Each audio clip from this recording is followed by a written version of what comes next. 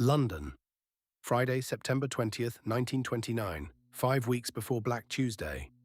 At 11 in the morning, the London Stock Exchange does something it almost never does. It halts trading in an entire group of companies, the Hatry Group. Within hours, one of the most dazzling financiers in Britain is sitting in the office of the Director of Public Prosecutions. He is not under arrest. He walked in himself. And what he confesses calmly over the course of the meeting is that the collateral holding up his empire, municipal bonds of English cities, gilt-edged, safe as the crown, is forged, printed twice. The same securities pledged to different banks at once. His name is Clarence Charles Hatry. His collapse wipes out roughly £15 million, a fortune measured in schools of investors, and sends a shockwave through the London markets that crosses the Atlantic at the speed of a margin call. Because here is why this Englishman matters to the biggest story of the century. When Hatry fell, British investors, suddenly desperate for cash, began pulling money out of New York, selling American stocks, calling in loans. In the very weeks the American bubble was straining at its seams. Historians still argue about how much weight to give it. But among the sparks scattered around the powder keg of October 1929, one of them was struck in a London confession room. This is the story of the crash before the crash.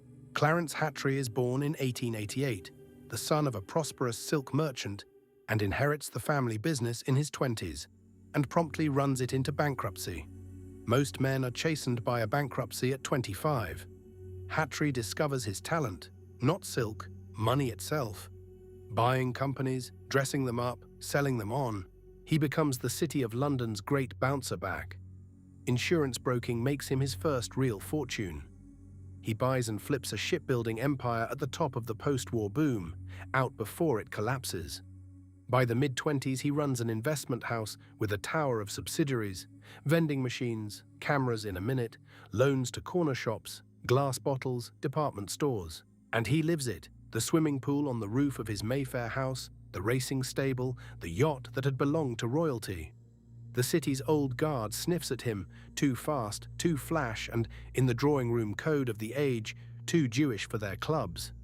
Hatry answers the way outsiders in this series always answer, with scale. If they won't let you in the club, buy the street the club stands on. There is real ability in him, even his prosecutors would concede it. Companies he assembled, like the photo booth and vending concerns, are genuine businesses. The empire is not a Ponzi scheme. It is something more common and more dangerous. A leveraged empire run by a man who has learned that he always bounces back.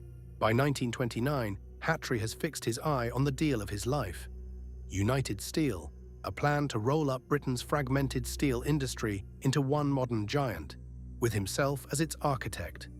It is exactly the kind of vast, respectable, empire-crowning project that would finally silence the sneers. He needs about £8 million to close it. And in the tightening credit of 1929, money rushing to the New York casino, the Bank of England raising rates to defend the pound, £8 million is not to be found. The banks say no.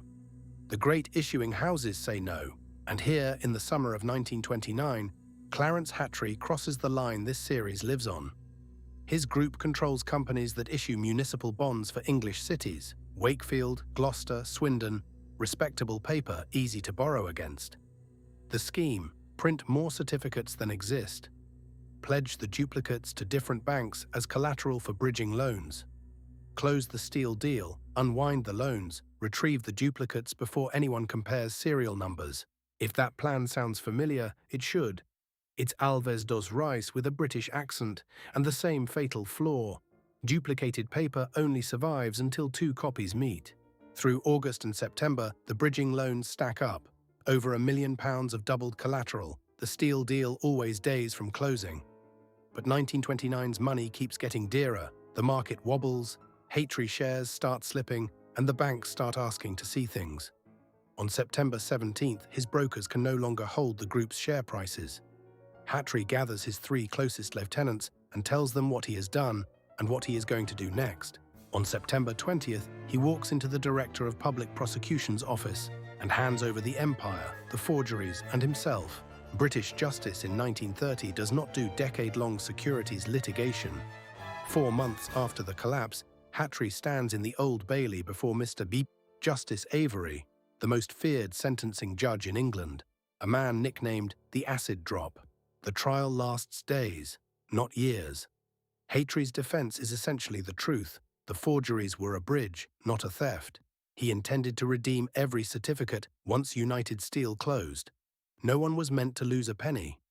Avery's reply from the bench has the cold finality of a door closing.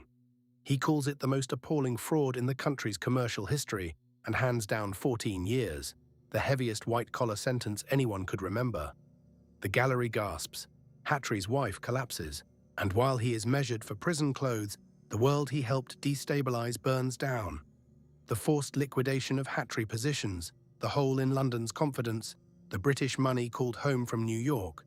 5 weeks later comes Black Thursday, then Black Tuesday. No serious historian blames Hatry for the crash of 1929.